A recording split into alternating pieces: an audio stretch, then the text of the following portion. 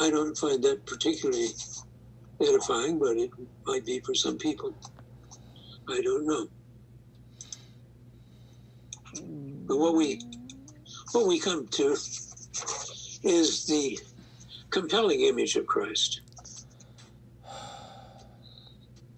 Back to the Pantocrator, the Sinai Peninsula and Mount Catherine Monastery. This oldest of panel paintings has become a model for images of Christ down to modern times.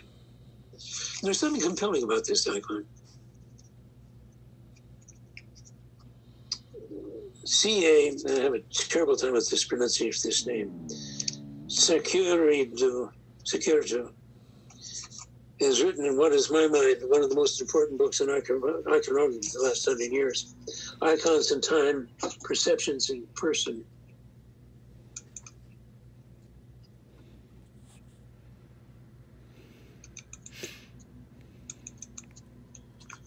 And she writes about icons and uses the term enargia.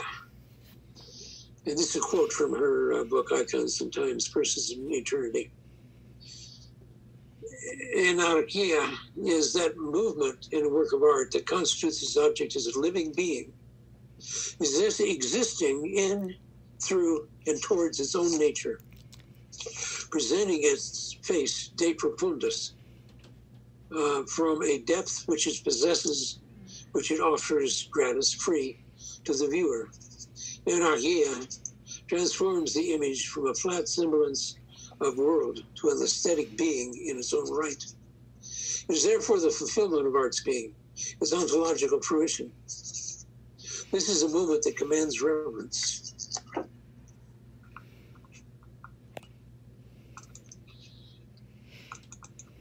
In regard to this image, she says that this particular painting is a testimony.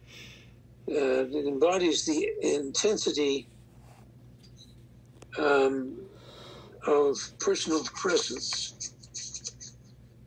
It carries with it a sense of presence that is almost disturbing in some ways. You know, there's a power in some of these images that is striking. The more you study it, the more you have the sense of that feel. So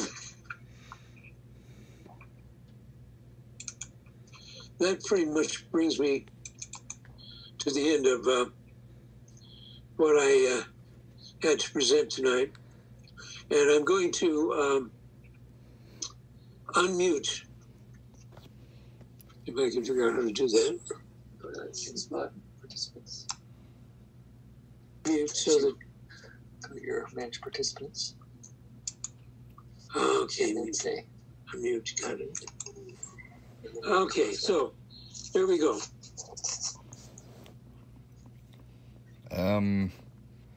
Well, this is interesting. Father, can you hear me? Yes, go ahead. I was wondering, regarding the difference between how the Theotokos is painted in the West and the East, the red on blue versus the blue on red, did the value of paint have anything from in different regions of Europe have anything to do with that? I doubt it, but I couldn't say. I don't know. Well, I understand that the rarer a pigment was in a given area, the more it tended to be associated with nobility and even divinity. Through certainly that's one of the reasons purple is often associated with royalty. Yeah, and I just got to thinking maybe the blue and red were valued differently in different. It could be. It could be. I don't know. Well, all right. I just was wondering if that might have contributed. Like maybe the further west you go, the less red is valued and the more blue was valued. I remember hearing about reading about a skeleton of a nun who was apparently an iconographer, and she had paint on her teeth. Apparently she had a habit of licking her brush to keep it pointy. That's what they've deduced, and she ended up ingesting a certain amount of paint. And one particular paint that stood out was a paint that was an ink that was very rare in that part of the world. Lapalozzi, that blue stone from Afghanistan. What's that called? Lazuli. Yeah. Yeah, that's right. Yeah, and so, and I got to thinking, well, if it's that rare that far west, then maybe it made more sense to iconographers in Western Europe to to associate blue with divinity and red with the earth, inverse from Byzantium. That's just something that I've been wondering about. Yeah. Okay. Other comments, questions? Hello. Anyone else have anything they want to say? Father, do you have anything you want to say?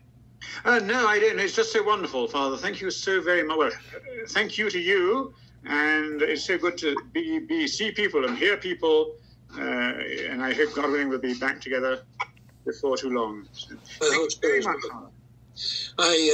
This is the last of our sessions. Next week is Holy Week, so we wind up the sessions at this point, and we'll see about recording these things. I don't know whether we're going to be able to do that or not, but we'll give it a try. And in any event, thank you all for your participation. I would welcome your feedback in the form of emails.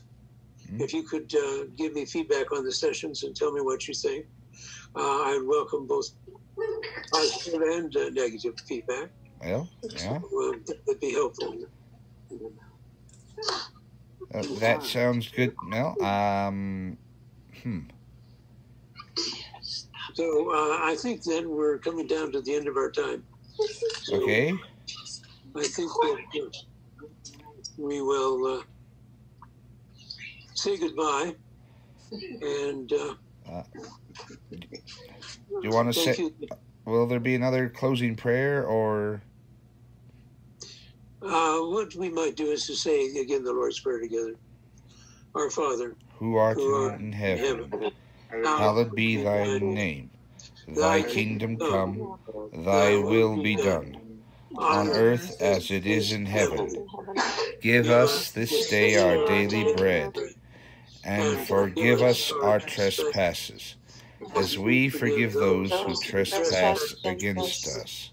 And lead us not into temptation, but deliver us from evil. For thine is the kingdom, the power, and the glory, now and forever. Amen. Amen. Thank you, Father.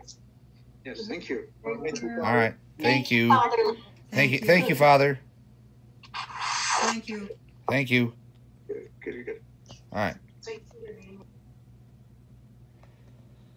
Okay, doke.